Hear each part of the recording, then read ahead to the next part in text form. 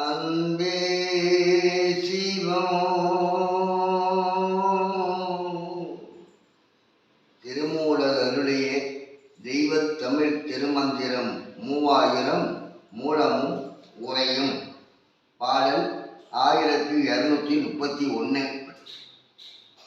அது விதுவென்றனமே கழியாதே, மதுவிரி பூங்குழல் மங்கை நல்லாளை, பதிமது மேவி பணிய வல்லார்க்கு விதிவழி தன்னையும் வென்றிடலாமே. சன்மார்க்க வழியான அறிவை அறியாமல், வாசியை உணராமல், அந்த வழி இந்த வழி என்று சென்று வீணாக வாழ்நாளை கழித்து அழியாதே. தேனினும் இனிய அமிர்தம் அருளும் அன்னை மனோன்மணி சகஸ்ர தல மலரில் அமர்ந்துள்ளாள். அவள் பதியான ஈசனுடன் இணைந்தே இருக்கும் அம்மங்கை நல்லாளை வாசியினால் மேவி அவள் திருவடியை பணிந்து சேர வல்லார்கள் விதிவழி தன்னையும் வெல்லும் வல்லமை அடைவார்கள். விதியை அறிவினால் வென்று மாற்றிடலாமே. பாடல் 1232. வென்றிடலாகும் விதிவழி தன்னையோ, வென்றிடலாகும் வினை பெறும் பாசத்தை, வென்றிடலாகும் விழை புலன் தன்னையோ, வென்றிடும் மங்கை தன்மை உணர்வோர்க்கே. அன்னை பராசக்தியின் திருவடி பணிந்து தவம் செய்வதால் எதையும் வென்றிட முடியும். பிரம்மன் வகுத்த வழி விதிவழி வரும் துன்பங்களை யாவும் வென்று தன் விதியையே மாற்றி வைக்க முடியும். வினையால் பெருகி வரும் பந்த பாசங்கள் எல்லாம் மாயை என அறிந்து அம்மாயையும் வென்றிட இயலும். ஆசையை உண்டாக்கும் ஐம்புலன்களையும் அடக்கி இறைவன் பால் திருப்ப முடியும்.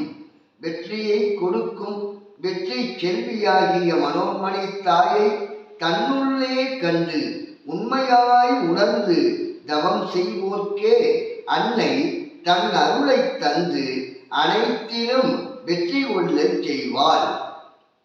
பாடல் 1233.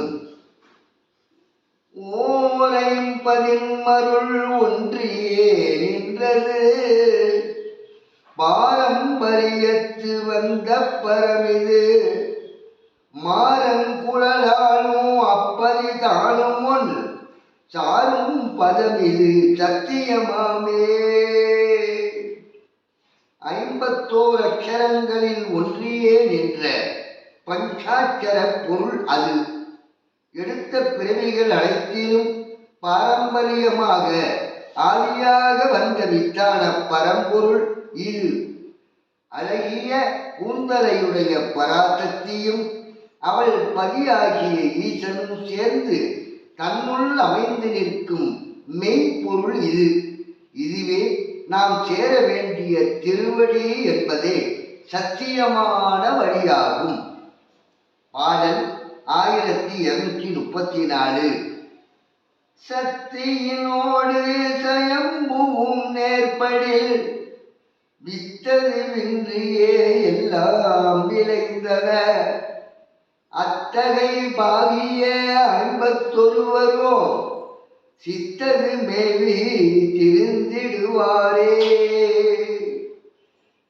சக்தியினோடு சிவம் நேர் நின்று பார்த்த போதே வித்து இல்லாமலேயே பஞ்சபூதங்களும் சூரிய சந்திர அக்னியும் மற்ற எல்லாம் விளைந்து தோன்றின. அத்தகையாகவே 51 அக்ஷரங்களும் சிவசக்தி நேர்பட நின்றிருந்த மெய்ப்பொருளில் இருந்தே உடலாகி வந்தது.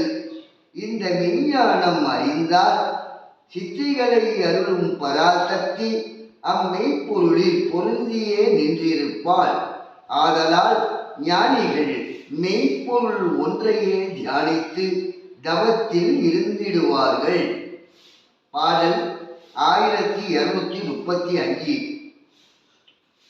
திருந்து சிவனோ சிலை முதலாலோ பொருந்திய வானவர் போற்றி செய்தேத்த அருந்திய அவ்விடம் ஆரமுதாக இருந்தனர் தானம் கிளம்பிரை என்றே.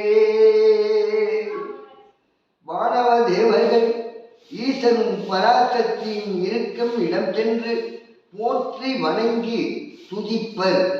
மெய்ப்பொருளில் திருத்தமுடன் சிவனும் வில் போன்ற புருவம் கொண்ட சக்தியும் பொருந்தி இருப்பதை உணர்ந்து ஆகாய வெளியினில் நின்று அவர்களையே போற்றி வணங்கி ஏத்த அங்கே அன்னை மனோன்மணி அமுதம் வழங்கி அருந்தச் செய்திடுவாள். இவ்வாறு அடியார்க்கு ஆரமுதாக இருந்தனர் இளம் பிறை சூடிய எங்கள் பராசக்தி. அன்பே சிவம் அன்பே